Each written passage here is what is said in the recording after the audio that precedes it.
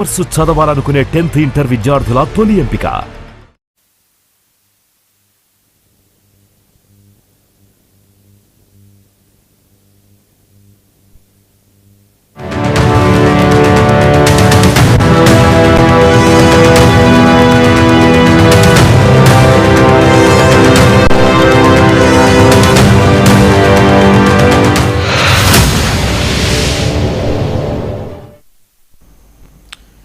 నమస్తే, welcome to 99 TV time to ask ప్రోగ్రామ్కి స్వాగతం. సీనియర్ జర్నలిస్ట్ సాయికృష్ణ గారితో. సాయికృష్ణ గారు నమస్తే అండి.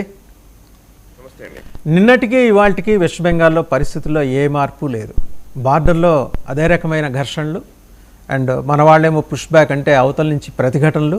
అయినా సరే ఇక్కడికి లోపలికి వచ్చే జ్వరపడే ప్రయత్నం చేస్తే కాల్చి పారేస్తాం నిర్దాక్షిణ్యంగానే బీఎస్ఎఫ్ నుంచి హెచ్చరికలు.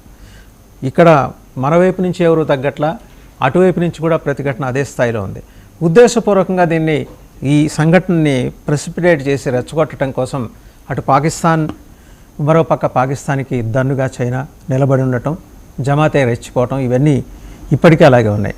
అండ్ మరోపక్క ఇప్పుడే మనం అలా తలుచుకున్నామో లేదో 100 ఏళ్ళ ఆవిడకి విజువల్ కూడా వచ్చేసింది. మమతా బెనర్జీ ఆవిడ ఐ లవ్ బంగ్లా అంటూ ఆవిడ మొన్న రాత్రి నుంచి కలవరిస్తూ ఉంటుంది నిద్రలో. అర్జెంటుగా ఆమెను అక్కడికి పంపించే ప్రయత్నం ఏదన్నా చేయటమో, లేదా ఆవిడంతటా ఆవిడ స్వచ్ఛందంగా వెళ్ళిపోయే అవకాశం ఉందో లేదో ఒకసారి వెతుక్కోమని ఆవిడకి చెప్పటం, ఏదో చేయాలి. దీంతో ఈ టాపిక్ తోటి మొదలెడ్డాం. సాయికృష్ణ గారు. అవునండి, ప్రస్తుతం నిన్న మనం మాట్లాడాము మనం ముస్లిం మీడియాలో కానీ వాటిల్లో కానివ్వండి, నిజానికి కొంత వార్తలే ఇస్తున్నారు చాలా వరకు. కానీ మనం చెప్పాలంటే నిన్న ఆల్మోస్ట్ కాంప్రహెన్సివ్ గా చాలా అంశాలు మనం డిస్కస్ చేశాము. అండ్ దానికి ఎక్స్టెండెడ్ గా బంగ్లాదేశ్ లో ఈ మమతా బెనర్జీ చేసిన వ్యాఖ్యలకు రియాక్షన్స్ కూడా పెరుగుతూ ఉన్నాయి. అక్కడ దాడులు కూడా జరుగుతూ ఉన్నాయి. అండ్ అక్కడ నేను కొంతమందితో మాట్లాడుతుంటే వాళ్ళు చెప్తున్నది ఏంటంటే, మళ్ళీ అనవసరమైనటువంటి ఒక సీరియస్ సిచ్యువేషన్ ని క్రియేట్ చేసింది మమతా బెనర్జీ అని చెప్తున్నారు. అఫ్ కోర్స్ గవర్నమెంట్ అంత సీరియస్ గా రెస్పాండ్ అవ్వట్లేదు. బంగ్లాదేశ్ ప్రభుత్వం స్టాండ్ కొంచెం క్లియర్ గానే ఉంది. వాళ్ళు చెప్తున్న మాట ఏంటంటే, వాళ్ళు ఈ విషయంలో మేము ఎంతవరకు మాట్లాడాలో అంతవరకే మాట్లాడతాము. ఒక ప్రతిపక్ష నాయకురాలో లేకపోతే అధికారం కోల్పోయిన తర్వాత ఒక రాజకీయ నాయకురాలు చేసే వ్యాఖ్యల్ని ప్రభుత్వాల పరంగా సీరియస్ గా తీసుకోమని చెప్తున్నారు. కానీ అక్కడ సమాజంలో మాత్రం రియాక్షన్స్ వస్తూ ఉన్నాయి. అక్కడ జమాతే ఇస్లామీ కావచ్చు, ఇస్లామిక్ మతోన్మాద సంస్థలు, వ్యక్తులు, వాళ్ళందరూ కూడా నిరసనలు తెలుపుతూ ఉన్నారు. సోషల్ మీడియాలో ఎక్కువ జరుగుతోంది ఇది. బయటకు నిన్న మనం చూపించాము, విజువల్స్ కూడా చూసాం మనం నిన్న. బయట కూడా వచ్చి వాళ్ళు మాట్లాడుతున్నారు. కానీ బట్ ఎక్కువగా సోషల్ మీడియాలో ఒక సీరియస్ వాతావరణం బంగ్లాదేశ్ లో నెలకొంది అనేది బంగ్లాదేశ్ లో ఉన్నటువంటి హిందువులు కొంతమంది చెప్తున్నటువంటి విషయం. అండ్ అందులో భాగంగానే ఒక పూర్బదల ఉపజిల్లా నేత్రకోణ డిస్ట్రిక్ట్ లో బంగ్లాదేశ్ లో మోని కర్మాకర్ అనే ఒక ఆవిడని, ఆమె ఉమెన్స్ రైట్స్ కమిషన్ ఉంటుంది కదా, కమిషన్ కి ఆ జిల్లా అధ్యక్షురాలు, జిల్లా చైర్పర్సన్. అని మోని కర్మాకర్ చేతి వేళ్లను నరికేశారు. నిన్ననే జరిగింది అది, నిన్న మొన్న. ఏంటండి చెప్పండి. చేతి వేళ్లను నరికేశారు. చేతి వేళ్లను నరికడమే కాదు, ఆ మొత్తం కుటుంబాన్ని కూడా ఒక రకంగా చెప్పాలంటే చాలా వార్తా కథనాలు చదువుతూ ఉంటే చాలా భయానకంగా ఉంది. వాళ్ళని మొత్తం ఎంత అంటే వాళ్ళ ఇంట్లోకి వచ్చేసి మొత్తం ఉన్న వస్తువులన్నింటినీ ధ్వంసం చేశారంట. అక్కడ ఉన్నటువంటి వాళ్ళ అమ్మా నాన్నలు అందరినీ బెదిరించారు. ఎవరు అడ్డం వస్తే వాళ్ళని చంపేస్తామన్నారు. ఈమెను కూడా చంపేయడానికే వచ్చారు యాక్చువల్లీ వాళ్ళు. కానీ ఒక మెసేజ్ ఇవ్వాలి, ఒక బెదిరింపు ధోరణిలో ఇవ్వాలి. ఇంకెవరు కూడా ఇట్లాంటి మాట్లాడదు. ఈ వేళను నరకడం అంటే అర్థం ఏంటి? ఇంకెవరు కూడా సోషల్ మీడియాలోనో ఇంకో దగ్గరనో ఏదైనా సరే హక్కుల గురించి మాట్లాడితే మీ సంగతి చూస్తామని చెప్పడం. మీరు అబ్జర్వ్ చేయండి, ఉమెన్స్ రైట్స్ కమిషన్ కి సంబంధించి ఒక జిల్లా చైర్పర్సన్ గా ఉన్నటువంటి వ్యక్తి మీద దాడి జరిగింది.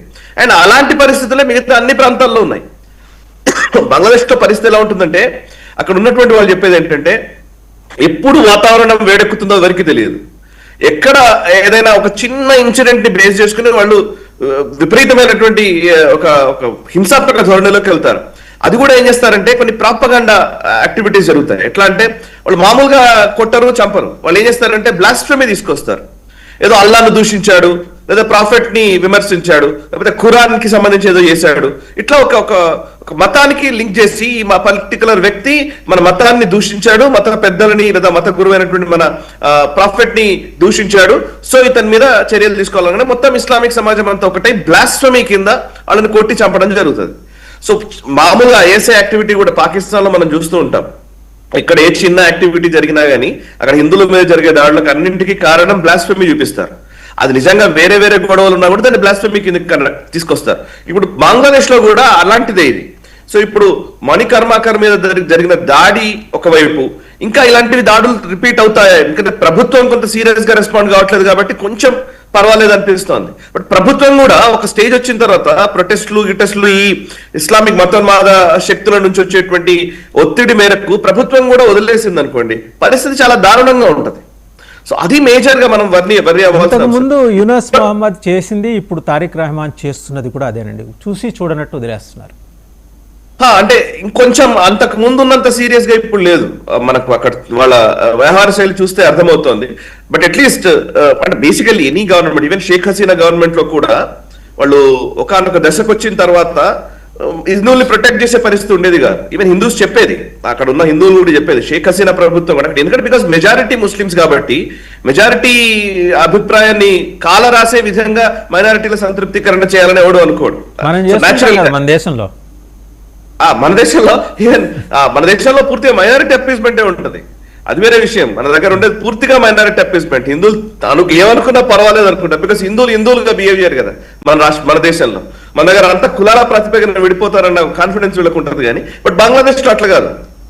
బంగ్లాదేశ్ లో ఈవెన్ షేక్ హసీనా గవర్నమెంట్ కూడా పూర్తిగా ఏదో హిందువుల పక్షాన నిలబడ్డ వాతావరణమే ఉండేది కాదు. అప్పుడు కూడా కొంచెం భయంగానే ఉండేది. ఎప్పుడు మనం మాట్లాడుతుంటే అక్కడ ఉన్న వాళ్ళు ఏం చెప్తారంటే పెనం మీద నుంచి పొయ్యిలో పడ్డట్టుగా ఉంది పరిస్థితి అని అంటారు అంతే. సో షేక్ హసీనా నుంచి ఇప్పుడు ఈ బిఎన్పి నేతృత్వంలోని ప్రభుత్వం వచ్చేసరికి ఈ మధ్యకాలంలో ఇంటరీమ్ చీఫ్ గా ఉన్నటువంటి ఆ మహమ్మద్ యూనస్ ప్రభుత్వాన్ని చూసిన తర్వాత పర్వాలేదు, యూనస్ తో పోల్చుకుంటే ఇప్పుడు తారిక్ రెహమాన్ అన్న పరిస్థితిలోకి వస్తుంది. ఈవెన్ అక్కడ హిందూస్ కూడా చాలా మంది తారిక్ రెహమాన్ కోటేశారు. చాలా వరకు ఈ ముక్తి బాహిని మన షేక్ హసీనా పార్టీ నుంచి ఈ తారిక్ రెహమాన్ వైపు వచ్చిన వాళ్ళు కూడా చాలా మంది ఉన్నారు. పొలిటికల్ రియాక్షన్స్ వేరు. బట్ కింద స్థాయిలో ఇస్లామిక్ శక్తులు వీళ్ళు ఏం చేస్తారంటే ఫ్లేరప్ చేయడానికి ప్రయత్నం చేస్తూనే ఉంటారు. ఆ ఫ్లేరప్ చేసే వాతావరణానికి మమతా బెనర్జీ మాట్లాడిన మాటలు ఇప్పుడు దండుగా నిలుస్తున్నాయి. అది చాలా డేంజరస్. నిన్న మనం కూడా అన్నాం, సువేంద్ర అధికారిని చంపేస్తామని, లేకపోతే అటు అమిత్ షా మీద దాడి చేస్తామని, బంగ్లాదేశ్ మీద దాడి చేస్తామని. ఇప్పుడు ఆ రియాక్షన్స్ లో భాగంగానే మొన్నటిదాకా డిపోర్టేషన్ కంటిన్యూస్ గా నడుస్తూ వచ్చింది. డిపోర్టేషన్ ఇవాళ కొత్తగా జరిగింది కాదు, చాలా రోజుల నుంచి మనం డిపోర్ట్ చేస్తూనే ఉన్నాం. Even Mohammad Yunus interim chief గా ఉన్నప్పుడు కూడా కొంతమందిని మనం డిపోర్ట్ చేశాం. ఇప్పుడు కూడా అది జరుగుతుంది. అంటే ఎవరైనా సరే ఇల్లీగల్ లోపలికి వచ్చారంటే మనం దృష్టిలోకి వచ్చింది అంటే ఇమీడియట్ గా మనం బయటకు పంపించేస్తాం. అలాంటిదే నిన్న కూడా జరిగింది. బిఎస్ఎఫ్ వాళ్ళు చేస్తే కాన్ఫ్రంటేషన్ వచ్చింది. మీరు నిన్న ఎక్స్ప్లెయిన్ చేశారు కూడా, అది లాల్ మనోహర్ ఘాట్ దగ్గర ఏదైతే వాళ్ళు లోపలికి వస్తుంటే ఆ విజువల్స్ కూడా మనం చూపించాం. సో ఆ కాన్ఫ్రంటేషన్ మొదలవుతుంది అన్నట్టు. అంటే ఏదైనా సరే ఒక ఇట్లాంటి పొలిటికల్ వ్యాఖ్యలు చేసేటప్పుడు, ముఖ్యంగా దేశాలకు సంబంధించిన వ్యాఖ్యలు చేసేటప్పుడు జాగ్రత్తగా ఉండాలి. విందామా సాయి కృష్ణ గారు? అక్కడ కరెక్ట్ గా అది నిన్న మనం చూపించాం conversation. You these people are Indian, we accept them. Please, you investigate them. Please, pushing to the IB. You are pushing them last night. They already. What's the proof? Arrest them and not allow them to cross IB. We will not allow. We will not never allow. You are showing bad activities. How come? Because they came from India. How come it is possible? Illegal not.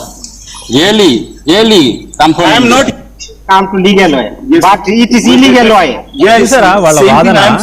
వాళ్ళు India నుంచి వచ్చారు, మేము ఎందుకు తీసుకుంటాం. అదే. And వాళ్ళు ఏమంటారంటే, ఇందాక ఒక వ్యాఖ్య కూడా వచ్చింది చూసారు, బంగ్లాదేశీ ఆర్మీ అతను, మీరు అరెస్ట్ చేయండి కావాలంటే అంటాడు. మీరు కావాలంటే అరెస్ట్ చేసుకోండి, మీ దగ్గర ఇల్లీగల్ ఉన్నారంటే, అండ్ మీ దగ్గర నుంచే మా దగ్గరకు వస్తున్నారు, మేము ఒప్పుకోము అంటాడు. సమస్య ఏంటంటే ఇప్పుడు చూడండి ఎంత అంటే వాళ్ళ వ్యవహార శైలి కూడా మీరు అర్థం చేసుకుంటే, బంగ్లాదేశ్ ప్రజలను బంగ్లాదేశ్ నుంచి వచ్చినటువంటి ప్రజలు బంగ్లాదేశ్ కే మళ్ళీ వెళుతున్నారు అని అంటే బంగ్లాదేశ్ ఒప్పుకునే పరిస్థితి లేదు. వాళ్ళకి భారం. అంటే ఇది ఒక రకంగా చెప్పాలంటే దీన్ని ఏం చేస్తారంటే ఈ పోర్టర్స్ బార్డర్స్ పెట్టుకొని వాళ్ళు ఎక్కడికన్నా వెళ్ళని, ఎక్కడికన్నా బతకని, ఏమైనా చేయని.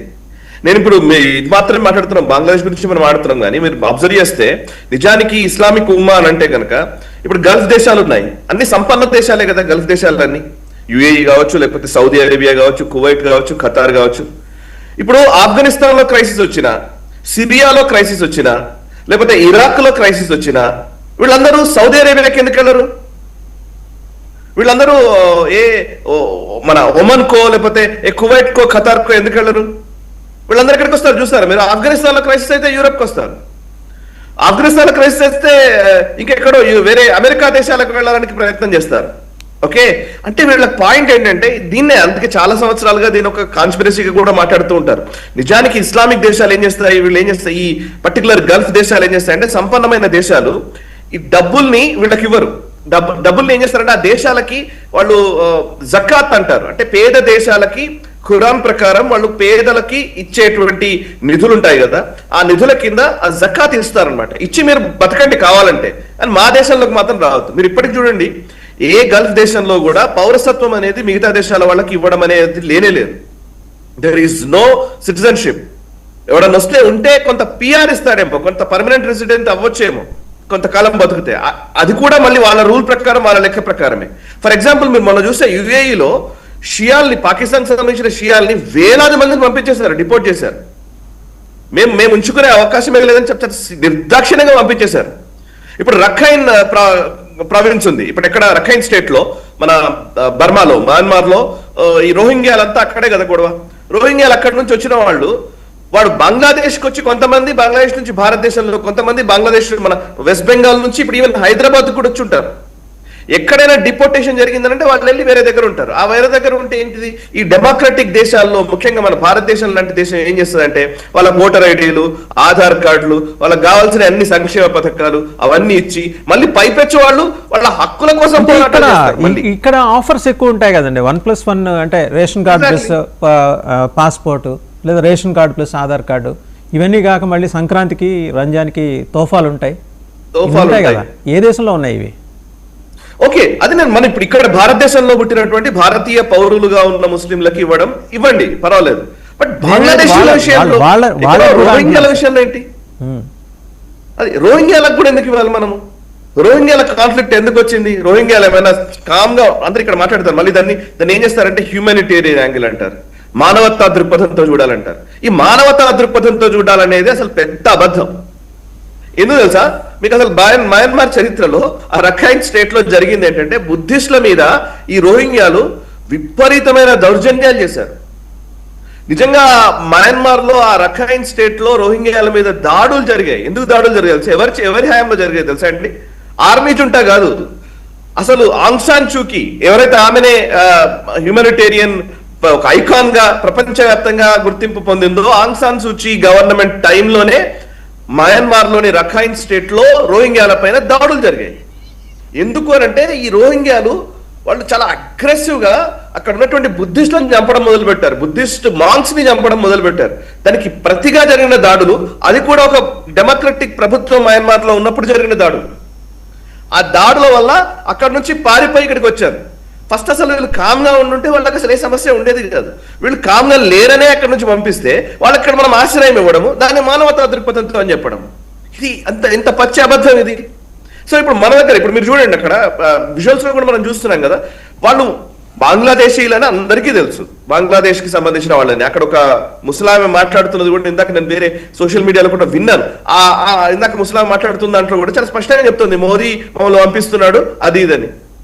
బెంగాలీలో మాట్లాడుతోంది, మోదీ పంపించేస్తున్నాడని. మోదీ పంపించేస్తున్నాడని చెప్తున్నప్పటికీ, పంపించేస్తున్నాడని ఎవరు పంపిస్తున్నాడు? మోదీ డిటెక్ట్, డిలీట్, డిపోర్ట్ పంపించేది వాళ్ళనే కదా, బంగ్లాదేశీలనే కదా. మరి పోవాలి కదా. అంటే ఇక్కడ మనకు ఎవరు ఆశ్రయం ఇచ్చేది ఎవరు ఉండాలి అని అంటే మళ్ళీ బాంగ్లా. ఇప్పుడు కొత్తగా రాబోయే రోజుల్లో నేను చెప్తున్నాను కదా, మమతా బెనర్జీ ఖచ్చితంగా ఇదంతా బాంగ్లా సంస్కృతి ఒకటి, ఇటు వెస్ట్ బెంగాల్ అయినా, అటు ఈస్ట్ బెంగాల్ అయినా, బంగ్లాదేశ్ అయినా అందరూ ఒకటే, మేమంతా బాంగ్లా సంస్కృతి, మీరంతా వేరు అని అనే రోజు కూడా రాబోయే రోజుల్లో వస్తుందేమని అనిపిస్తుంది నాకు. ఎందుకంటే మనకి ఎటువంటి కనీస మర్యాదలు, కనీస గౌరవాలు కూడా రాజకీయాల పట్ల లేవు. మనకు కావాల్సింది ఓన్లీ సీట్లు, అధికారం మాత్రమే. సో మమతా బెనర్జీ రేపు పొద్దున వచ్చి లేదు ప్రత్యేక బాంగ్లా ఉద్యమం చేసినా ఆశ్చర్యం లేదు. సో దానికి కూడా రేపు పొద్దున మన మీడియా కవరేజ్ ఇచ్చినా ఆశ్చర్యం లేదు నాకైతే. నేనైతే దాన్ని ఆశ్చర్యపడను కూడా. వై? బికాస్ మనం తెలుసు మన ఈ వేర్పాటు వాదాలు ఎంత దూరం తీసుకెళ్తారో కూడా తెలుసు. కాశ్మీర్ విషయంలో జరిగింది ఇదే. మొదట్లో చాలా సింపుల్ గా పోనీలే అనుకుంటే అది 70 ఏళ్ళు ఒక పెద్ద మామూలు విషయం కాదు, ఒక క్యాన్సర్ లాగా పాకింది కాశ్మీర్ లో. ఈ రోజుకి ఆ విషయాన్ని తీసేయడం కోసం చాలా ప్రయత్నాలు జరుగుతున్నాయి. అక్కడ జాతీయవాదులు మాట్లాడుతున్నారు. ఇప్పుడు ఈ మధ్య కాలంలో కొంత మాట్లాడడం మొదలు పెట్టారు. అక్కడ మెహరాజ్ మాలిక్ కావచ్చు, లేకపోతే చాలా మంది ఉన్నారు అక్కడ. అంటే ఈ మమతా బెనర్జీ వ్యాఖ్య మనం కూడా డిస్కస్ చేశామండి. గ్రేటర్ బంగ్లాదేశ్ అని మొహమ్మద్ యూనస్ ఏదైతే అన్నాడో, ఆ గ్రేటర్ బంగ్లాదేశ్ కాన్స్పిరసీలో భాగంగా మమతా బెనర్జీ మాట్లాడుతున్నారా? ఒకవేళ గ్రేటర్ బంగ్లాదేశ్ అనే బంగ్లాదేశ్ కాన్సెప్ట్ ని మన దేశంలో ఉన్నటువంటి రాజకీయ నాయకులు దాన్ని ముందుకు తీసుకెళ్లాలనుకుంటారా? ఇఫ్ నిజంగా అలాంటి పరిస్థితి ఉంటే మాత్రం ఆమెకు అసలు మాట్లాడే హక్కు కూడా ఇవ్వకూడదు. నా దృష్టిలో మాట్లాడే అర్హత కూడా ఇవ్వకూడదు ఆమెకి. బికాస్ ఆమె ఇప్పుడు దాన్ని బేస్ చేసుకొని ఇక్కడ ఏదో కొత్త వాదనలు తీసుకొచ్చే అవకాశం కనబడుతోంది.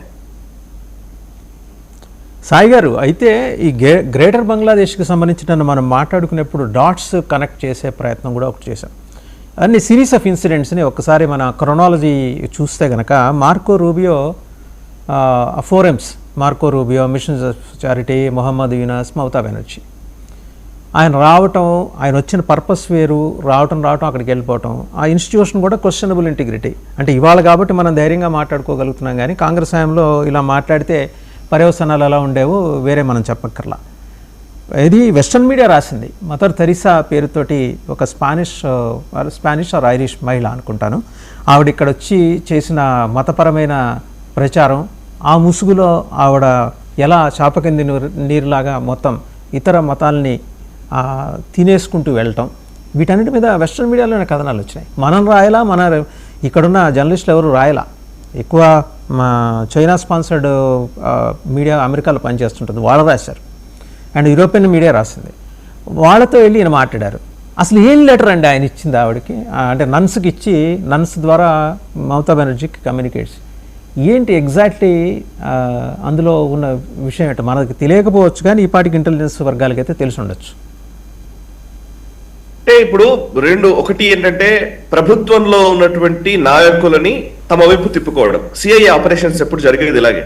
ప్రభుత్వంలో ఉన్న నాయకులు తమ మాట వినకపోతే, తమ అనుకున్నది చేయకపోతే వాళ్ళ మీద ప్రెషర్ ఎలా బిల్డ్ చేస్తారంటే అక్కడే ఉన్నటువంటి విపక్షాలకు సంబంధించిన వాళ్ళని దగ్గరికి తీసి, అండ్ అక్కడ ఉన్నటువంటి ఎన్జిఓలు లేకపోతే ఈ సోకాల్డ్ డెమోక్రటిక్ ప్రాసెస్ పేరిట వచ్చేటువంటి ప్రజాస్వామ్యవాదుల పేరిట జరుగుతున్నటువంటి మాట్లాడేటువంటి కుహనావాదులు వీళ్ళందరినీ చేరదీయడం, వాళ్ళందరికీ మెల్లిగా మాట్లాడే అవకాశం ఇవ్వడం, వాళ్ళ ద్వారా వాళ్ళు కావాల్సినటువంటి పనిని వాళ్ళు చేసుకోవడం. నాకు బాగా గుర్తు, నేను చాలా అంటే మొదట్లో అంటే నేను మీడియాలో అప్పట్లో మీకు గుర్తుంటే న్యూక్ డీల్, అణు ఒప్పందం అమెరికాతో జరిగిన సందర్భంలో, అణు ఒప్పందం అమెరికాతో చేసుకునే సమయంలో మీకు యూపీఏ ప్రభుత్వం, ముఖ్యంగా కాంగ్రెస్ ప్రభుత్వము, ఫస్ట్ కాంగ్రెస్ ప్రభుత్వము ఈ న్యూక్ డీల్ ని ముందుకు తీసుకొచ్చింది. అప్పుడు కమ్యూనిస్టులు విభేదించారు. కమ్యూనిస్టులు విభేదించిన సమయంలోనే మమతా బెనర్జీ కూడా విభేదించారు. మొదట మమతా బెనర్జీ కూడా మేము ఈ అణు ఒప్పందాన్ని ఒప్పుకోము అని చెప్పారు. నాకు బాగా గుర్తుంది. నేను అంటే సడన్ గా ఇప్పుడు మనకి ఎమర్జీ అయింది, దాని కొంచెం డీటెయిల్స్ లోకి నేను వెళ్ళాలి. బట్ అయితే ఆ రోజు జరిగింది ఏంటంటే, హిలరీ క్లింటన్, అప్పుడు ఆమె సెక్రటరీ ఆఫ్ స్టేట్ అనుకుంటాను, ఇప్పుడు మార్కో రూబియో పొజిషన్ లో ఆమె ఉందనుకుంటాను. సో అప్పుడు ఒబామా అడ్మినిస్ట్రేషన్ ఉన్నప్పుడు హిలరీ క్లింటన్ భారతదేశానికి వచ్చి డైరెక్ట్ గా కోల్కతా వెళ్ళింది. వెళ్ళి మమతా బెనర్జీని కలిసింది. అప్పుడు మమతా బెనర్జీని కలిసిన కొన్ని రోజులకే అణు ఒప్పందానికి మమతా బెనర్జీ ఒప్పుకుంది.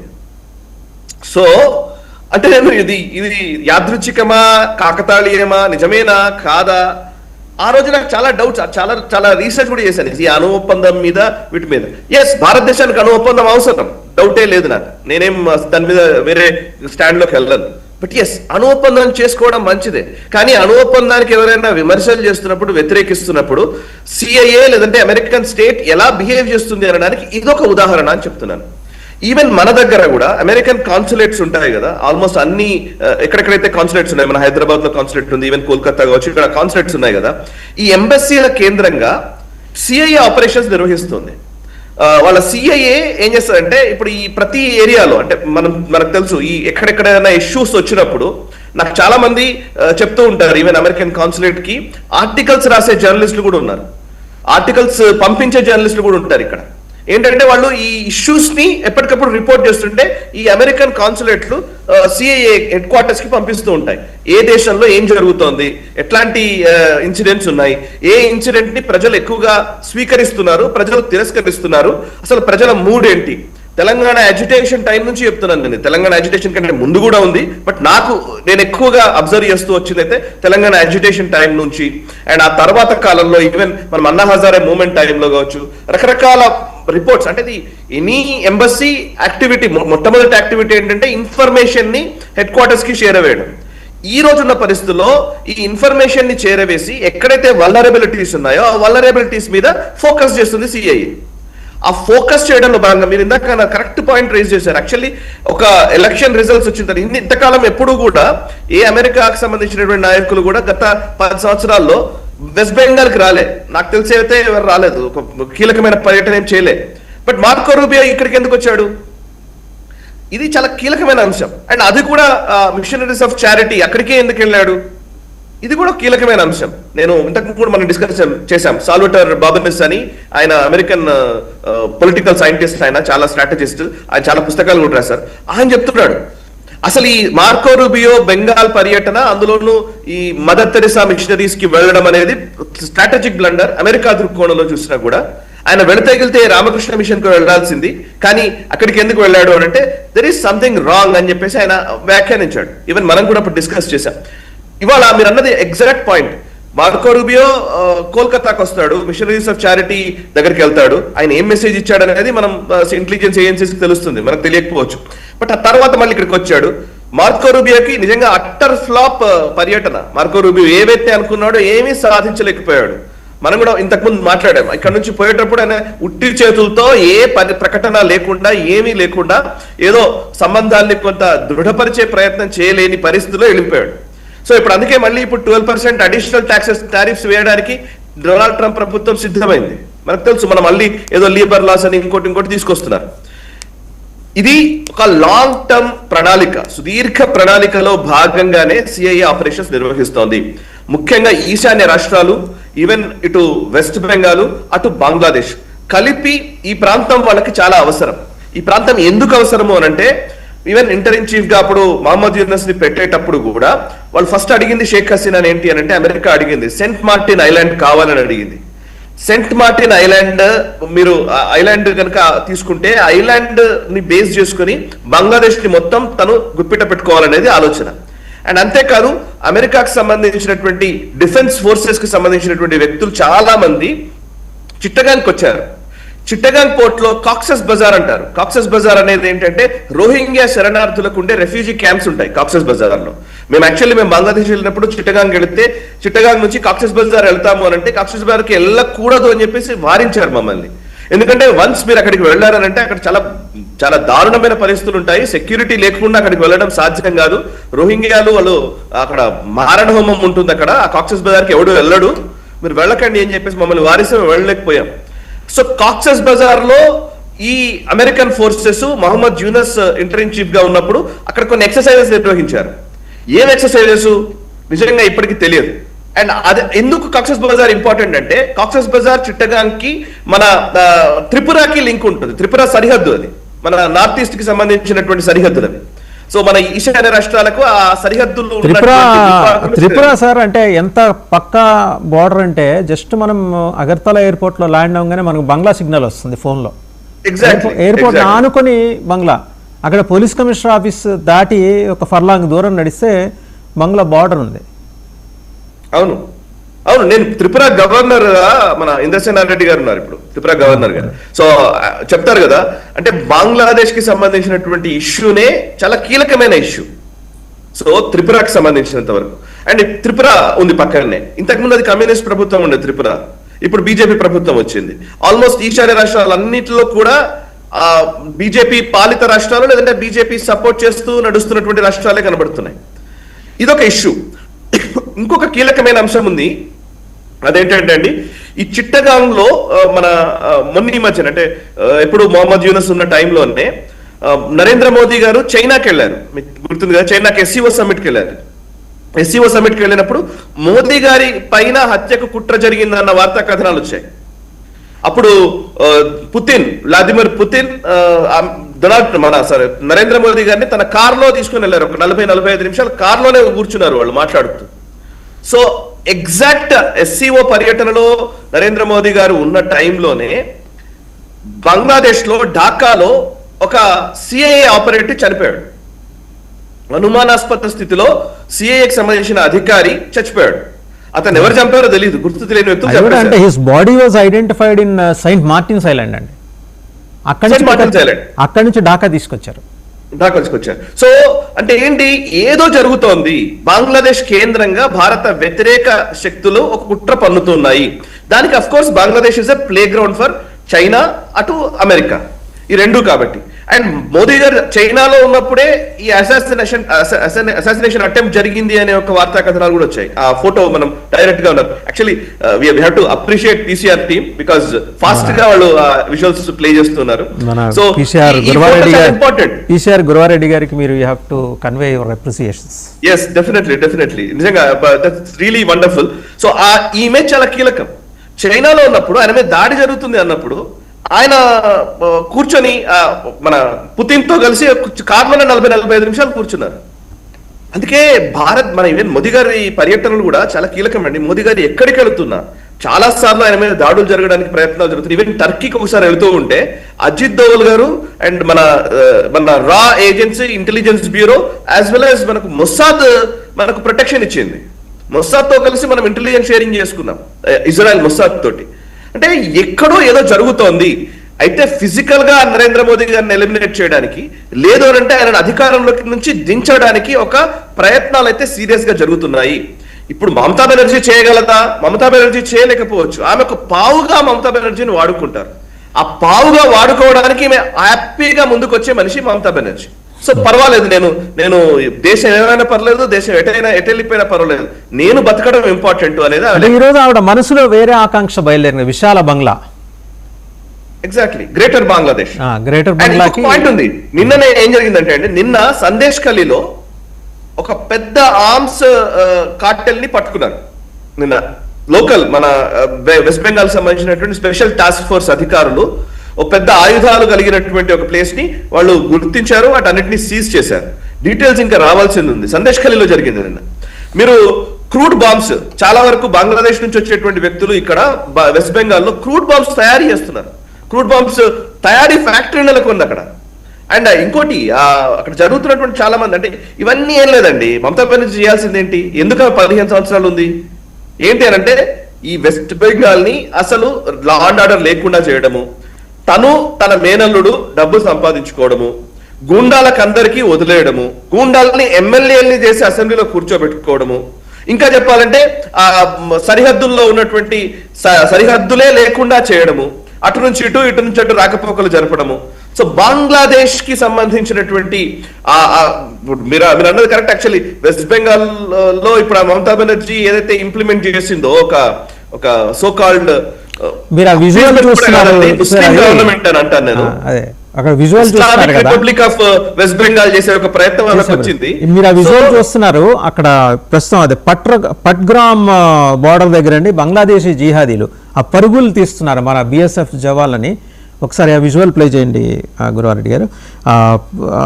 ఇంతకుముందు ఎగ్జాక్ట్లీ ఆ విజువల్ చూడండి, ఎలా వెంబడి పడుతున్నారు మన బిఎస్ఎఫ్ జవాన్ల వెనక వెంబడి పడుతుంటే మన వాళ్ళు గట్టిగా తిరగొట్టారు. అంటే వాళ్ళు జస్ట్ ఉన్నది అంత ఒక 10-15 మంది ఉంటారు. వాళ్ళు అంటే ఆ 10-15 మంది ఉన్నా సరే వాళ్ళు లాస్ట్ మినిట్ వరకు వాళ్ళ బ్యాటిల్ చేస్తున్నారంటే the kind of jihadi training they were given by ISI. ఇవన్నీ కూడా మనం ఇప్పుడు ఒకసారి పరిగణలోకి తీసుకోవాలండి. అంటే వాళ్ళు ఏం చేస్తారంటే, ఇప్పుడు అక్కడ గన్ ఫైర్ చేశారనుకోండి ఎవరి మీదనన్నా, ఇప్పుడు గొడవ అదే. మీరు మోడస్ ఆపరెండి దీన్ని ఏమంటారంటే, ఇది ఒక ప్రాపర్ ప్రణాళికాబద్ధంగా జరిగే ప్రయత్నాలండి. అక్కడ కనుక బిఎస్ఎఫ్ జవాన్లు కనుక వాళ్ళ మీద గన్ ఫైర్ చేశారనుకోండి, వాడు కూడా చచ్చిపోయాడు అనుకోండి, చూసారా, ఒక అమాయకులని ఈ సరిహద్దుల్లో వీళ్ళు చంపేస్తున్నారు అన్నదాన్ని బేస్ చేసుకుని మళ్ళీ ఒక మూమెంట్ క్రియేట్ చేయడం. సో దాంతో ఏమవుతుంది, ఇప్పుడు మన దగ్గర కూడా కాళ్ళకు బంధనాలు వేసినట్టుగానే ఉంటది మన బిఎస్ఎఫ్ వాళ్ళకు కూడా. ఎందుకు అని అంటే అక్కడ వాళ్ళని చంపేశామనుకోండి, బంగ్లాదేశ్ లో ఉన్న హిందువుల పరిస్థితి ఏంటి? సో మనం ఇంకా పర్వాలేదు, బంగ్లాదేశ్ లో ఉన్న హిందువుల మీద ఊచకోతలు వస్తారనమాట. అంటే ఇది ప్రొవోక్ చేస్తారు. మనకు తెలుసు, మనం ఇంతకుముందు డిస్కస్ చేశాం, జమాతే ఇస్లామీ ఆ బార్డర్ ఏరియాస్ లో సరిహద్దుల్లో ఉన్నటువంటి అనేక మంది జమాతే ఇస్లామీ ఎమ్మెల్యేలు గెలిచారు అక్కడ. సో జమాతే ఇస్లామీ తరఫున సో వాళ్ళ కార్యకర్తలు, వాళ్ళ మనుషులు, క్యాడరు వాళ్ళని బేస్ చేసుకుని ప్రొవోక్ చేయడం. ఎదుటోడిని ప్రొవోక్ చేస్తే ఎదుటోడు దాడి చేస్తాడు, అమాయకులు చచ్చిపోతారు. దాంట్లో వాడెవడో చచ్చిపోతాడు, ఈ దీంట్లో వచ్చినవాడు చచ్చిపోయాడు అనుకోండి, దాన్ని బేస్ చేసుకుని బంగ్లాదేశ్ లో ఒక మారణ హోమం సృష్టించాలి, హిందువులందరినీ ఊచకోతలు కోయాలి. తద్వారా ఏంటి వీళ్ళకు ఏమొస్తుంది అని అంటే కనుక జన్నత్ వస్తుంది. అదే అక్కడ నేర్పించేది అదే, బంగ్లాదేశ్ లో నేర్పించేది అదే. నువ్వు ఎంతమంది కాఫీర్లను చంపితే అంత ఎక్కువ నీకు అదేంటి స్వర్గంలో కన్యలు దొరుకుతారు, జన్నత్కి వెళ్ళొచ్చు నువ్వు ఇవన్నీ. సో ఈ ఉన్మాద స్థితి నుంచి వచ్చిన ప్రాబ్లమ్స్ ఇవన్నీ. మనకు ఇంకో ప్రాబ్లం ఏంటంటే ఎల్ఓసికి డిమార్కేషన్ ఉంది క్లియర్ గా. ఇప్పుడు ఇక్కడ ఎల్ఏసికి లేదు, ఇప్పుడు బంగ్లాదేశ్ కి మన డిమార్కేషన్ ఉంది. మనం ఫెన్సింగ్ వేసుకుందామంటే ల్యాండ్ ఇవ్వలేదు ఇన్ని రోజులు.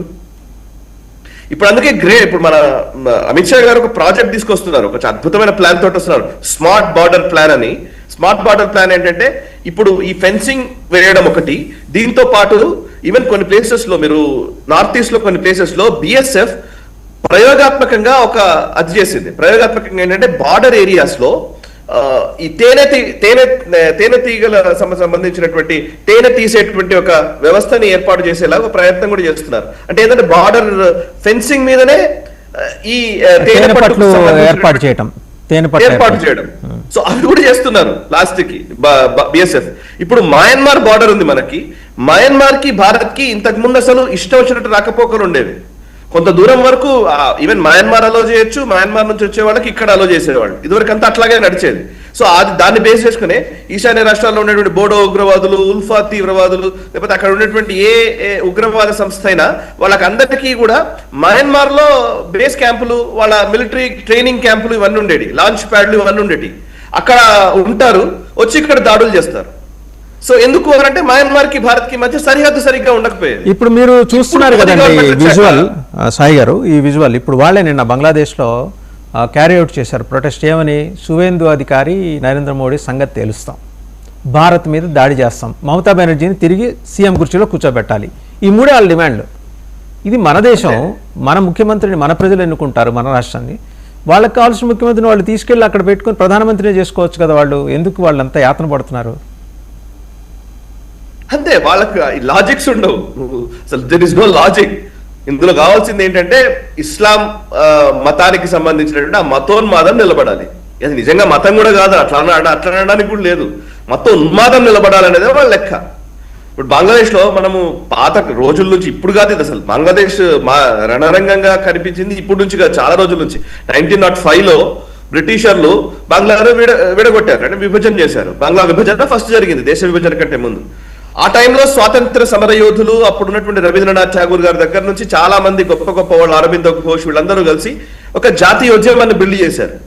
జాతీయోద్యమాన్ని బిల్డ్ చేసిన 1911లో 1911లో మళ్ళీ బంగ్లాదేశ్ అంతా ఏకమైంది. సో కోల్కతా బేస్డ్ గానే బ్రిటిషర్లు మొట్టమొదటిసారి డివైడ్ అండ్ రూల్ పాలసీని అమలు చేసింది అప్పుడే. సో కోల్కతా నుంచే.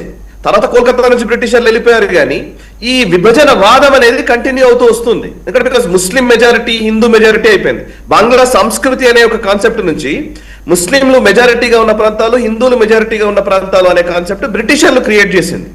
ఆ తర్వాత దేశ విభజన జరిగింది 1947. దేశ విభజన జరిగిన సందర్భంలో ఆ టైంకి ముందు నోవాఖాలీ రైట్స్ మనకు తెలుసు.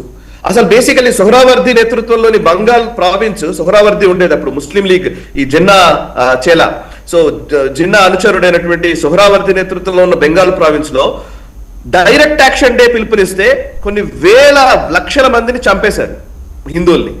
డైరెక్ట్ యాక్షన్ డే జరిగింది కోల్కతాలో ఫస్ట్. ఆ తర్వాత నోవాఖాలీ రైట్స్ మనకు తెలుసు. ఈ మహాత్మా గాంధీ గారు శాంతి వచనాలు పలుకుతూ నోవాఖాలీ వెళ్ళారు. ఏం జరిగింది? ఏమీ జరగలే. మళ్ళీ ఆ ఉచ్చకోతలు కంటిన్యూ అవుతూనే వచ్చాయి.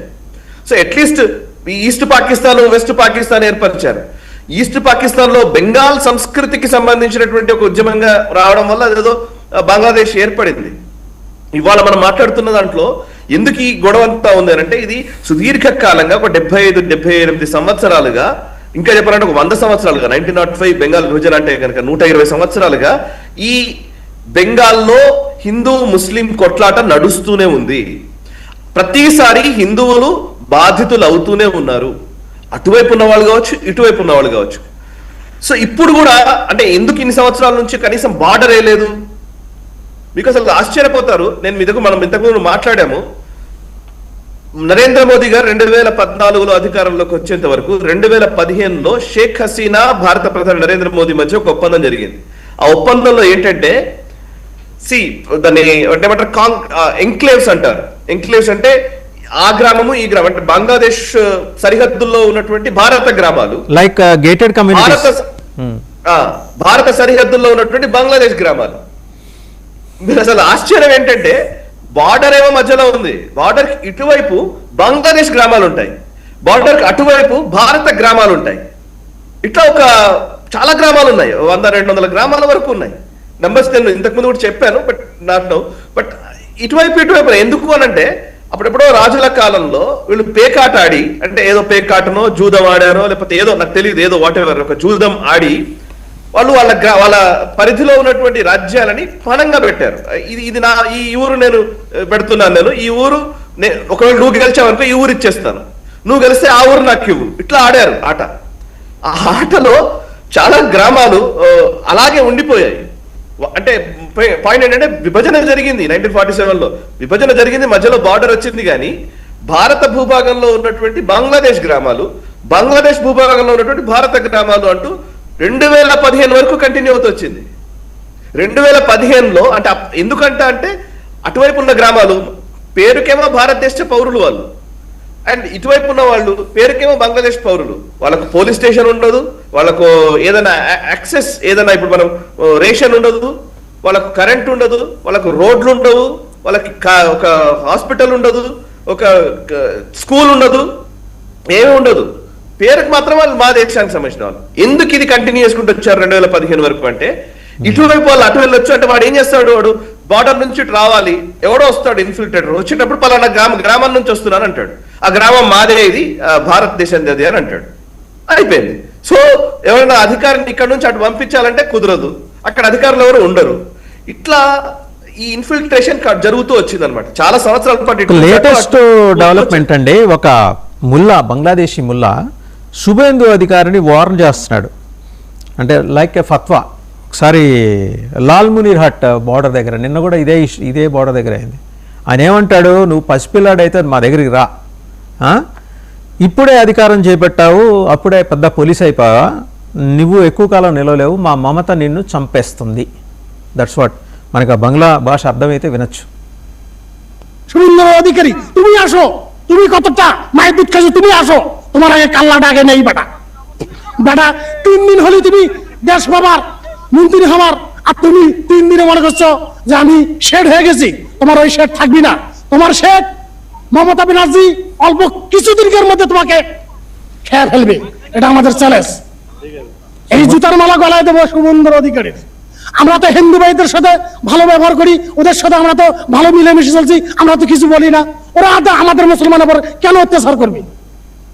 ওরা কি পাইছে? ওরা লাগাক, আমরা আসি, চ্যালেঞ্জ। শুনছি আমার ముచ్చట వేస్తుందండి వాళ్ళు, అసలు కమిట్మెంట్ కానీ వాడి గట్టిగా ఒక పూట తినడానికి తిండిందో కూడా తెలియదు. వాడు సువేంద్ర అధికారిని మమతా బెనర్జీ చంపేస్తుందని చెబుతాడు వచ్చి. ఇన్ని డిఫరెంట్ క్యారెక్టర్స్ బహుశా మనకి బార్డర్లో తప్పితే ఇంకెక్కడ దొరకవేమో. కశ్మీర్లో ఉండేది ఇట్లాగే, వాడికి ఏముండదు, తిండి ఉండదు, ఏముండదు, కానీ వాడు మాట్లాడేది మాత్రం ఇట్లాంటి భాష మాట్లాడతారు.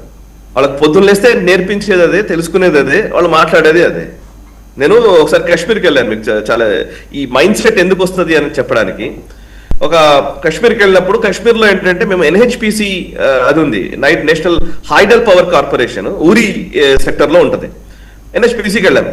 NHPCలో అసలు అక్కడ పవర్ ప్రొడక్షన్ జరుగుతుంది చాలానే, సెంట్రల్ గవర్నమెంట్ సంబంధించినటువంటి పవర్ ప్రొడక్షన్ యూనిట్ అది. అక్కడ పోయినప్పుడు మాతో పాటు ఒక డ్రైవర్ వచ్చాడు, ఆ పర్టికులర్ కాశ్మీరీ అతను వస్తే మాట్లాడుతున్నాం, ఇంత మంచి పవర్ ప్రాజెక్ట్ అంతా ఉందంటే, చూసారా ఇంత పెద్ద పవర్ ప్రాజెక్ట్ ఉంది కానీ మాకు కరెంట్ ఇవ్వరు అని అన్నాడు. ఎందుకు ఇవ్వరు కరెంటు అది అని అంటే వాడికి అసలు బేసికల్లీ మేము అక్కడ వెళ్ళినప్పుడు చూసాం కదా, అసలు కరెంటే ఉండదు అక్కడ. చాలా వరకు మేము R&B గెస్ట్ హౌస్ లో అక్కడ ఇక్కడ ఉన్నాం, కరెంట్ ఉండేది కాదు, వాళ్ళకి పవర్ ఉండదు. ఎందుకు రావట్లేదు చూసారా, మా దగ్గర నుంచి కరెంట్ తీసుకొని వెళ్తున్నది ఇండియా, కానీ మాకు కరెంట్ ఇవ్వట్లేదు. ఇది నెరేటివ్. ఇండియా తీసుకెళ్తుందా?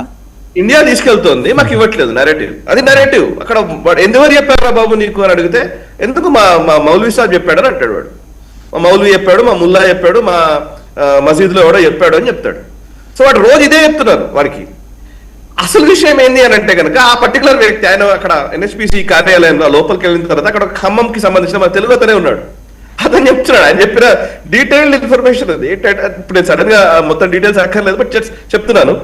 కశ్మీర్ లో ప్రొడ్యూస్ అవుతున్నటువంటి కరెంట్ ఎక్కడైనా సరే, ఏ రాష్ట్రంలో అయినా సరే, నేషనల్ ప్రాజెక్ట్స్ లో భాగంగా NTPCO NHPCO వీళ్ళు ప్రొడ్యూస్ చేసే కరెంట్ ఏదైనా ఉంటే ఆ కరెంట్ ఆ రాష్ట్రానికి ఎంత వాటా ఇవ్వాలనేది లెక్క ఉంటుంది. 30% 35% నెంబర్స్ మారుతూ ఉంటాయి అప్పుడప్పుడు. ఒక వాటా ప్రకారం ఇస్తారు యాజ్ పర్ రూల్. మిగతాది మళ్ళీ వాళ్ళు ఆ రాష్ట్రానికి అమ్మవచ్చు, యాజ్ వెల్ as వేరే రాష్ట్రాలకు తీసుకెళ్ళవచ్చు. అయితే అక్కడ ఏం జరుగుతుందంటే కాశ్మీర్ లో ముఫ్తీ గవర్నమెంట్ కానివ్వండి, అబ్దుల్లా గవర్నమెంట్ కానివ్వండి, ఇద్దరు కూడా ఇంకోటి కాశ్మీర్ కి ప్రత్యేక పరిస్థితుల్లో వాళ్ళు ఏం చేస్తారంటే ఇవ్వవలసినటువంటి కరెంట్ కంటే ఇంకొక 10% ఎక్కువనే ఇస్తున్నారట. వాళ్ళకి కాశ్మీర్కి ఇవ్వాల్సింది ఇంక ఎక్కువ 10% ఇస్తున్నారు. కానీ కొనుగోలు చేయడమో, విద్యుత్ ప్రాజెక్టులు పెట్టడమో, అండ్ ఒక్క పని కూడా అబ్దుల్లా చేయడు, ముఫ్తీ చేయదు. ఈ రెండు ఫ్యామిలీసే కదా కాశ్మీర్ పాలించేటి. వీళ్ళు అసలు పవర్ ప్రొడక్షన్ యూనిట్లు పెంచరు, ఏమి తీసుకురారు, బయట నుంచి కొనుగోలు చేయరు, అక్కడ ఉన్న ప్రజల్ని ఎండబెడుతుంటారు. ప్రజలకేమో కరెంట్ రాదు. ఎందుకు రావట్లేదు రానంటే అక్కడెక్కడో ఢిల్లీ తీసుకుపోతుంది, ఇండియా తీసుకుపోతుంది అని అంటారు. ఇండియా తీసుకుపోతుంది. వాడు పాయింట్ కూడా చూడండి, కాశ్మీర్ వేరు ఇండియా వేరు అని చెప్పడం కోసం అది ఆ మైండ్ సెట్ ని మొదటి నుంచి క్రియేట్ చేస్తారు. మేమంతా డీటెయిల్డ్ గా ఎక్స్ప్లెయిన్ చేస్తే ఏమో మా ముల్లా చెప్పింది కరెక్ట్ చేసి వెళ్ళిపోయాడు అంతే. సో అంటే ఎట్లాంటి మైండ్ సెట్ ఉంటుందో నేను చెప్తున్నాను. అంటే వాళ్ళకి ఏమి అక్కర్లేదు, ముల్లా మైల్వి ఏది చెప్తే అదే లెక్క. సో పలానా వాడికి ఓటేయండి అంటే ఓటేస్తాం మేము, పలానా వాడికి వేయొద్దంటే వేయం. పోనీ నీకు ఏమొస్తుందిరా బాబు, నీకేమన్నా నిజంగానే దానివల్ల ఏమన్నా లాభం వస్తుందా, పోనీ నీ బతుకులు ఏమన్నా బాగుపడుతున్నాయా, అక్కర్లేదు. నేను బార్డర్ విలేజెస్ లో కండి, నేను నుబ్రా వ్యాలీకి వెళ్ళాం. మేము లదాఖ్ లో నుబ్రా వ్యాలీ ఉంటది, అక్కడ థాంగ్, పచుతాంగ్ ఇట్లాంటి కొన్ని ప్లేసెస్ ఉంటాయి. అవి 5 విలేజెస్ ని 1971 బంగ్లా యుద్ధం జరిగినప్పుడు మన భారతదేశము, భారత సైన్యము 5 గ్రామాలని, పాకిస్తాన్ కంట్రోల్లో ఉన్న గ్రామాలని మనం తీసుకున్నాం. అది బాల్టిస్తాన్ కిందికి వస్తుంది. అది సో బాల్టీ భాష మాట్లాడతారు వాళ్ళు. ఆ బాల్టీ ప్రజలు 5 గ్రామాలు తీసుకుంటే 5 గ్రామాల వాళ్ళని అడిగినాను నేను, మీకు 1971లో వచ్చారు కదా, పోనీ అంతకుముందు పాకిస్తాన్ లో ఉన్నప్పటికీ భారతదేశంలో ఉన్నప్పటికీ డిఫరెన్స్ కనబడుతుందా, ఏంటి మీకు తెలిసిన డిఫరెన్స్ అని అడిగాను. పాకిస్తాన్ కంట్రోల్లో ఉన్నప్పుడు ఏమీ అందేది కాదు, 2014 వరకు కూడా ఏమీ అందలేదు. మేము పాకిస్తాన్తో ఉంటే బాగుండు అనుకున్నాము. 2014 తర్వాత మాకు రేషన్ అందుతోంది, మాకు రోడ్లు వస్తున్నాయి, మాకు స్కూళ్ళు కట్టారు, మాకు ఆల్మోస్ట్ అన్ని ఇప్పుడు ఇక్కడ సోలార్ విద్యుత్ ఇస్తున్నారు, ఇవన్నీ చేస్తున్నారు, నిజంగా బాగుంది. 2014 తర్వాత మేము పాకిస్తాన్కి వెళ్ళాలనుకోవట్లేదు అన్నారు బార్డర్ విలేజెస్ లో. నేను రికార్డ్ చేసేసుకొచ్చా. అంటే ఏంటి ప్రాబ్లం ఏంటి అని అంటే బార్డర్ విలేజెస్ మనం వదిలేయాలి. వదిలేయడం వల్ల ఏమవుతుంది, అటున్నా ఇటున్నా ఒకటే, వాడికి అసలు డెవలప్మెంట్ అనేది చూపించము, వాడికి అసలు ఏమీ అక్కర్లేదు, వాడికి కావాల్సింది మతము, ఆ మతాన్ని మాత్రమే చూసుకుంటే చాలు మన కోట్లు వస్తాయి. ఇది సంవత్సరాలుగా జరుగుతున్నటువంటి ఒక రాజకీయ కుట్ర. ఇవాళ బంగ్లాదేశ్ లో కూడా అదే పరిస్థితి. బంగ్లాదేశ్ తెలుసా ఇవాళ పరిస్థితి ఏంటంటే వాళ్ళది IMF నిధులు ఇస్తే గానీ నడవలేని పరిస్థితిలో బంగ్లాదేశ్ ఉంది. IMF ని వాళ్ళు వెంపర్లాడుతున్నారు, మాకు డబ్బులు కావాలని బెయిల్అవుట్ చేయాల్సిన పరిస్థితి ఇప్పుడు బంగ్లాదేశ్. మహమ్మద్ యూనస్ వచ్చిన తర్వాత నిజానికి బంగ్లాదేశ్ మీరు అబ్జర్వ్ చేస్తే ఈస్ట్ పాకిస్తాన్, వెస్ట్ పాకిస్తాన్ రెండు ఉంటే, వెస్ట్ పాకిస్తాన్ తో పోల్చితే ఈస్ట్ పాకిస్తాన్ GDP చాలా అద్భుతంగా ఉండేది. ఇక్కడ నుంచి కాంట్రిబ్యూషన్ ఎక్కువ ఉండేది. పాకిస్తాన్ అప్పుడు కలిసి ఉన్నప్పుడు పాకిస్తాన్ ఎక్కువ కాంట్రిబ్యూషన్ బంగ్లాదేశ్ నుంచి వచ్చేది, అంటే ఈస్ట్ పాకిస్తాన్ నుంచి వచ్చేది. అండ్ ముజిబుర్ రెహమాన్ తర్వాత కూడా అక్కడ టెక్స్టైల్ ఇండస్ట్రీ అద్భుతంగా ఉంటుంది. టెక్స్టైల్ ఇండస్ట్రీ చాలా బాగా పనిచేస్తుంది. నిజంగా మీకు బంగ్లాదేశ్ ఉత్పత్తులు చాలా వరకు టెక్స్టైల్స్ అమెరికాకి, విదేశాలకి చాలా వరకు ఎక్స్పోర్ట్ అవుతూ ఉంటాయి. సో వాళ్ళ ఇండస్ట్రీ చాలా బలమైన ఇండస్ట్రీ అది. ఇప్పుడు ఆ ఇండస్ట్రీ మొత్తం నాశనం అయిపోయింది మహమ్మద్ యూనస్ వచ్చిన తర్వాత. బికాజ్ ఎందుకు, వాళ్ళకి ఇస్లాం మాత్రమే వాళ్ళు చూపిస్తూ వచ్చారు. మనకి ఇస్లామిక్ దేశము, మనం పాకిస్తాన్తో కలిసి ఉండాలి, పాకిస్తాన్ లెక్క ఉండాలి, ఇవి తీసుకొచ్చారు. దాంతో ఏమైంది, ఇండస్ట్రీ మొత్తం కొలాప్స్ అయిపోయింది. ఇవాళ IMF నిధుల కోసం ఎదురు చూస్తున్న పరిస్థితి బంగ్లాదేశ్కి వచ్చింది. ఇవన్నీ మాట్లాడారు. ఇందాక మీరు చెప్పారు కదా, తినడానికి తిండి ఉంటుందో లేదో కానీ వాడు ఇది మాత్రం మాట్లాడతాడు. మమతా బెనర్జీ గెలిస్తే ఏంటి, ఓడితే ఏంటి? అంటే బంగ్లాదేశ్ ఒకవేళ ఆవిడ గెలిచుంటే Islamic republic of west Bengal అనే కాన్సెప్ట్ని ఏమన్నా ఆవిడ తెర మీద తీసుకొచ్చేదా? Already Islamic republic of west Bengal కాకపోవచ్చు కానీ అట్లీస్ట్ బంగ్లాదేశ్ కున్న వాడు ఎవడైనా కానీ మంచిగా ఇక్కడికి వచ్చి ఉండొచ్చు కదా హ్యాపీగా. వాళ్ళకి ఇప్పుడు ఎట్లా అంటే కొత్త అల్లుని ఎదుర్కొన్నట్టుగా ఎదుర్కొంది కదా మమతా బెనర్జీ. సో వాళ్ళ కోసం పోరాటాలు చేసింది కదా, నథింగ్ ఎల్స్. ఇది మమతా బెనర్జీ అనే కంటే మమతా బేగం అనడం కరెక్ట్. వాళ్ళ దృష్టిలో అలాగే అనుకుంటారేమో మరి, అలాగే పిలుస్తారేమో మరి. వాడు ఇంకా మాట్లాడిన వాడు బెదిరించాడు, మా మమత వస్తుంది, సువేందుని సంగతి తేలుస్తుంది, నీ అంతం చూస్తున్నాడు కదా. అవును, ఇప్పుడు మీరు చూస్తే కలకత్తా లాంటి ప్లేస్ లో కాళీమాత మనం మామూలుగా ప్రతి దసరా నవరాత్రి ఉత్సవాలు అద్భుతంగా జరుగుతాయి అక్కడ. నిజంగా మొదటి నుంచి కూడా అది పెద్ద సంస్కృతి, చాలా అద్భుతమైన సంస్కృతి. ఆమె నవరాత్రి ఉత్సవాలు ఆ ప్రొసెషన్స్ తీయడానికి వీల్లేదని ఆంక్షలు విధించింది. ఎందుకు? అప్పీల్ చేయడం కోసం వీడని. కొన్ని ప్లేసెస్ లో అయితే కాళీమాత విగ్రహం పెట్టేటువంటి ప్లేసెస్, కాళీమాత గుళ్ళను మొత్తం మూసేశారు. మమతా బెనర్జీ గద్దె దిగిన తర్వాత ఆలయాలు తెరిచిన విజువల్స్ వచ్చినాయి. ఆలయాలు తెరిచారు, వాటిని నీటితో శుద్ధి చేశారు. అంటే ఏంటి? Fully appeasement.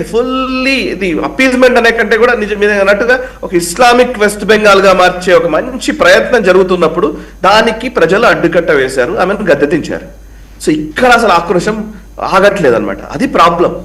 సరే, ఫైనల్ గా political angle, west Bengal political. ఇప్పుడు రిబబ్రత బెనర్జీ ఒకప్పుడు మార్క్సిస్ట్ యోధుడు, అవసరాలని అవకాశాలుగా, ఇతరుల అవకాశాలని తన అవకాశాలుగా మార్చుకొని తన మరి చీలిక వర్గాన్ని సృష్టించి దానికి ఇప్పుడు ఆధిపత్యం వహిస్తున్నాడు. మమతా బెనర్జీ అనే పార్టీ అసెంబ్లీలో లేకుండా చేశాడు. రేపొద్దున మా ఫ్యూచర్ ఏంటండి? ఈ దేశద్రోహం కేసు అంటే ఇంకో దేశాల్లో అయితే ఇన్నాళ్ళు తాత్సారం చేయరేమో. ఇప్పుడు ఆవిడ చేసిన వ్యాఖ్యలు ఐ లవ్ బంగ్లాదేశ్ అనే ఒక్క మాట చాలు ఏది ఆ దేశద్రోహం కేసు నిలబట్టడానికి. ఆమె కమిట్మెంటు, ఆ నిబద్ధత చూస్తుంటే ఆమె మనసంతా బంగ్లాదేశ్ వైపు ఉన్నప్పుడు ఎందుకు ఉపేక్షించాలి? అంటే ఇప్పుడు ఇక్కడ గొడవ ఏంటంటే అండి, రితబ్రత బెనర్జీ ఎల్ఓపిగా ఎన్నికయ్యాడు. సో 80 మంది ఎమ్మెల్యేలు ఉంటే 80 మందిలో 8 మంది కూడా అటెండ్ కాలేదట మన మీటింగ్ కి. సో వాళ్ళు కూడా ఎంతమంది ఉంటారో తెలియదు. సో ఈవెన్ లోక్సభలో కూడా టిఎంసీ లోక్సభలో కూడా ఇబ్బంది ఎదుర్కొంటోంది. అక్కడ కూడా మెజారిటీ ఉన్నటువంటి ఎంపీలు ఇవాళ బీజేపీ వైపు చూస్తున్నట్టుగా కూడా సమాచారం. Already Mahua Maitra serious allegations చేస్తున్నారు. ఓకే, సో ఇప్పుడున్న పరిస్థితుల్లో మమతా బెనర్జీ రాజకీయ భవిష్యత్తు ప్రశ్నార్థకమే, సందేహం అక్కర్లేదు. మమతా బెనర్జీని అరెస్ట్ చేస్తారా లేదా తెలియదు కానీ అభిషేక్ బెనర్జీ మాత్రం అరెస్ట్ అవుతారని నేను అనుకుంటున్నాను. అరెస్ట్ కాకపోతే ఇక అసలు బీజేపీ ఫెయిల్యూరే, డౌట్ ఏం లేదు. సో మమతా బెనర్జీని అరెస్ట్ చేసినా చేయకపోయినా అభిషేక్ బెనర్జీ అనే వ్యక్తి మాత్రం జైలు ఊచలు లెక్క పెట్టక తప్పని పరిస్థితి కనబడుతోంది స్పష్టంగా. అయితే దానికి అంత ఈజీగా ఈ నిర్ణయాలు తీసుకోదు బీజేపీ. జస్ట్ లైక్ దట్ ఏదో ఎమోషనల్ గా అరెస్టులు చేయడం చేయదు. బికాస్ వాళ్ళు ఎవరైతే అడ్వర్సరీస్ ఉంటారో అంటే ప్రత్యర్థులు ఉంటారో ఆ ప్రత్యర్థులకి అవకాశం ఇచ్చే విధంగా భారతీయ జనతా పార్టీ వ్యూహాలు ఉండవు. సో అందులో భాగంగా నేను ఆలోచిస్తున్నాను. ఇప్పుడు మమతా బెనర్జీ పరిస్థితి ఏంటి రాజకీయంగా? ఆమె దగ్గర ఉన్న ప్రాబ్లం ఏంటి? ఆమె ఇప్పుడు రాబోయే రోజుల్లో ఒక ఏముంది, మోస్ట్లీ నందిగ్రామ్ ఉప ఎన్నిక రావచ్చు. నందిగ్రామ్ ఉప ఎన్నిక ఎందుకు వస్తుంది అంటే ఈయన సువేందు అధికారి 2 ప్లేసుల్లో గెలిచారు కాబట్టి ఒక ప్లేస్ ని ఆయన వదులుకోవాలి, నందిగ్రామ్ వదులుకుంటాడు. సో ఎందుకు నందిగ్రామ్ వదులుకుంటున్నాడు? ఆయన భవానీపూర్ లో ఉంటున్నాడు. భవానీపూర్ యాక్చువల్లీ మమతా బెనర్జీకి సంబంధించినటువంటి స్థానం.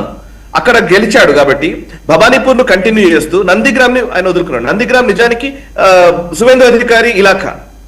ఇప్పుడు మమతా బెనర్జీ నందిగ్రామ్కి వచ్చి పోటీ చేయగాలి, చేస్తే గానీ ఆ అసెంబ్లీలో అడుగు పెట్టలేదు. ఒకవేళ గెలిస్తే గానీ అది సాధ్యం కాదు.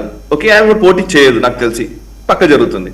సో ఇప్పుడు అభిషేక్ బెనర్జీ మీద వ్యాఖ్యలు మొదలవుతున్నాయి. అభిషేక్ బెనర్జీ చుట్టూతో ఉచ్చు బిగుస్తోంది. అండ్ అభిషేక్ బెనర్జీ వల్లనే టీఎంసీ నాశనం అయిపోయింది అనే ఒక చర్చ కూడా నడుస్తోంది. ఈ టైంలో 2 ఆప్షన్స్ ఉన్నాయి. ఒకటి, టిఎంసీ అనేది పూర్తిగా సపరేట్ ఎంటిటీగా మారి మమతా బెనర్జీ రహిత ఒక ఎంటిటీగా మారడం, లైక్ శివసేన ఏక్నాథ్ షిండే లాగా. శివసేన నుంచి ఏక్నాథ్ షిండే వర్గం బయటకు వచ్చి పూర్తిగా వాళ్ళ కంట్రోల్లోకి వెళ్ళిపోయింది. శివసేన పార్టీ గుర్తుతో సహా ఆల్మోస్ట్ అంతా దానికి సంబంధించిన లావాదేవీలు దాని ఒరిజినల్ అంటే మేమే వారసులం అని చెప్పి ప్రకటించుకున్నారు, అధికారికంగా అయిపోయింది. సుప్రీంకోర్టు పరిధిలో కూడా సుప్రీంకోర్టు కూడా క్లియర్ చేసింది. సో తర్వాత శివసేన ఉద్ధవ్ ఠాకరే సేన సపరేట్ గా ఒకటి పెట్టుకోవాల్సిన పరిస్థితి వచ్చింది. సో మమతా బెనర్జీ టీఎంసీ కూడా అదే పరిస్థితిలోకి వెళ్ళడానికి చాలా వరకు ఛాన్సెస్ ఉన్నాయి. సపరేట్ ఎంటిటీగా మారే అవకాశం ఉంది. సపరేట్ ఎంటిటీగా మారుతుందా, లేదు అని అంటే అందులో నుంచి నాయకులందరూ కమ్యూనిస్ట్ పార్టీ వైపు వెళతారా? ఎందుకంటే కమ్యూనిస్ట్ పార్టీ మొన్న ఫాల్టా ఎన్నికల్లో కూడా నెంబర్ 2 పొజిషన్ లో సిపిఎం నిలిచింది, నెంబర్ 4 కి పోయింది TMC. Okay, so number 1 BJP గెలిచింది, తర్వాత సిపిఎం, తర్వాత కాంగ్రెస్, ఇట్లా 4th పొజిషన్ కి టిఎంసి వెళ్ళిపోయిన పరిస్థితి. సో ఇప్పుడు కాంగ్రెస్ ఆల్రెడీ అధీర్ రంజన్ చౌదరి ఒక స్టేట్మెంట్ కూడా ఇచ్చాడు. అధీర్ రంజన్ చౌదరి ఏమన్నాడంటే, మీరు టీఎంసీలో ఉన్న వాళ్ళందరూ కూడా మీరు కాంగ్రెస్ లోకి రండి, మేము ఆహ్వానిస్తున్నామని చెప్పి స్టేట్మెంట్ కూడా ఇచ్చాడు. సో అధీర్ రంజన్ చౌదరి ఇంతకుముందు ఎల్ఓపిగా పనిచేస్తాడు కాంగ్రెస్ లో, ఆయనను పక్కన పెట్టాడు రాహుల్ గాంధీ. లిటరల్ గా మాట్లాడితే ఆయన అధీర్ రంజన్ చౌదరికి పూర్తి అధికారాలు కూడా లేకుండా ఆయన కట్ చేశాడు, బికాస్ మమతా బెనర్జీ నొచ్చుకుంటుందని. అది వేరే విషయం. సరే, ఇప్పుడు ఈ టీఎంసీ స్పేస్ ని ఇంకో పార్టీ ఆక్యుపై చేసుకుంటుందా, లేదా టీఎంసీలో ఉండే ఫ్యాక్షనే నిలబడుతుందా? ఇది రాబోయే రోజుల్లో మనం చూడాల్సినటువంటి అంశం. ఇంకో ఫ్యాక్షన్ కనుక నిలబడ్డా, లేకపోతే ఇంకొకరు క్యాప్చర్ చేసినా, మమతా బెనర్జీ రాజకీయ ప్రస్థానం మాత్రం కొంచెం ప్రశ్నార్థకమే. ఆమె కలలు కన్నది యాక్చువల్లీ 15 సంవత్సరాలు ఆల్మోస్ట్ వెస్ట్ బెంగాల్ ని పరిపాలించిన తర్వాత ఈసారి కూడా ప్రభుత్వాన్ని ఫామ్ చేసి అభిషేక్ బెనర్జీని అక్కడ ముఖ్యమంత్రిని చేసి జాతీయ రాజకీయాల్లోకి రావాలని మమతా బెనర్జీ ఒక ప్లాన్ వేసుకుంది. మహాబంగ్లా జాతీయ రాజకీయాల్లోకే, లేకపోతే భారతదేశ జాతీయ రాజకీయాల్లోకే అండి? రెండు కూడా it is really satiric statement, but at the same time serious statement కూడా. ఎస్, రెండు మేబీ ఆ ప్రయత్నం కూడా చేసి ఉండవచ్చు. బంగ్లాదేశ్ కూడా మనం కలుపుకుందాం, మనం బంగ్లాదేశ్ కూడా ఏమో భారతదేశంలో ఇప్పటిదాకా ఉండాలని, మనమందరం ఉండాలని కోరుకుంటున్నాం. వెస్ట్ బెంగాల్కి ఆవిడ మేనల్లుడు సీఎం, మహాబంగ్లాదేశ్కి ఆవిడ ప్రధానమంత్రి, రాష్ట్రం. Right, thank you. రాజకీయాల్లోకి వచ్చి ఇండి బ్లాక్ ని విచ్ఛిన్నం చేయాలనేది ఆ పాయింట్ ఉండే, కానీ అది వర్కౌట్ కాలే. ఇప్పుడు వాళ్ళు నిజంగా చెప్పాలంటే రాహుల్ గాంధీ చాలా సంతోషంగా ఉంటాడు. ఏం జరిగిందంటే, మేజర్ గా ఇండి బ్లాక్ లో ఉన్నట్టు ముఖ్యమైన అలయన్స్ పార్ట్నర్స్ ఎవరుతున్నారు, టీఎంసీ అవుట్ అయిపోయింది, డిఎంకే అవుట్ అయిపోయింది. సో ఇప్పుడు ఆయనకు ఏ ప్రాబ్లం లేదు. రాహుల్ గాంధీ ఏం చేసినా, ఏం చేయకపోయినా, ఏ మాటలు మాట్లాడినా, ఏం చేయకపోయినా కానీ విపక్ష నాయకుడు అతనే. రైట్, అంటే రాహుల్ గాంధీకి ఒక మంచి అవకాశం కూడా. లేని బ్లాక్ని ఆవిడ ఎలా విచ్ఛిన్నం చేస్తుంది? చేయలేదు. అసలు బ్లాకే లేనప్పుడు ఒక్కళ్ళొక్కళ్ళుగా జారుకుంటున్న తర్వాత కాంగ్రెస్ ఒక్కటే మిగులుతుంది. అప్పుడు ఒక్కటే ఉన్నప్పుడు అది ఒక పార్టీయే, బ్లాక్ కాదు. Any thank you Sai Krishna garu, thank you very much. We had a great time with Sai Krishna garu or Bangladesh and Bangladesh related west Bengal developments. దేశద్రోహం కేసు కింద ఆమెను అరెస్ట్ చేస్తారా, ముందుగా ఆమె మేనల్ని అరెస్ట్ చేస్తారా అనే దాని మీద మీమాంస కొనసాగుతోంది. ఆమె రాజకీయ అస్తిత్వం అయితే దాదాపుగా అంతమైపోయిన పరిస్థితి వెస్ట్ బెంగాల్లో. ఓవరాల్గా చూస్తే ఏంటంటే, తృణమూల్ కాంగ్రెస్ ఈరోజు రితబ్రత బెనర్జీ ఆధ్వర్యంలో అక్కడ అసెంబ్లీలో కనిపిస్తుంది. ఈవిడ ఎక్కడ కనిపించాలి అనేది బంగ్లాదేశ్లో ముల్లాలు, మునీర్లు, లేకపోతే తారిక్ రెహమాన్లు, వీళ్ళందరూ డిసైడ్ చేస్తారు. Thank you very much for watching time to ask programme with Sai Krishna.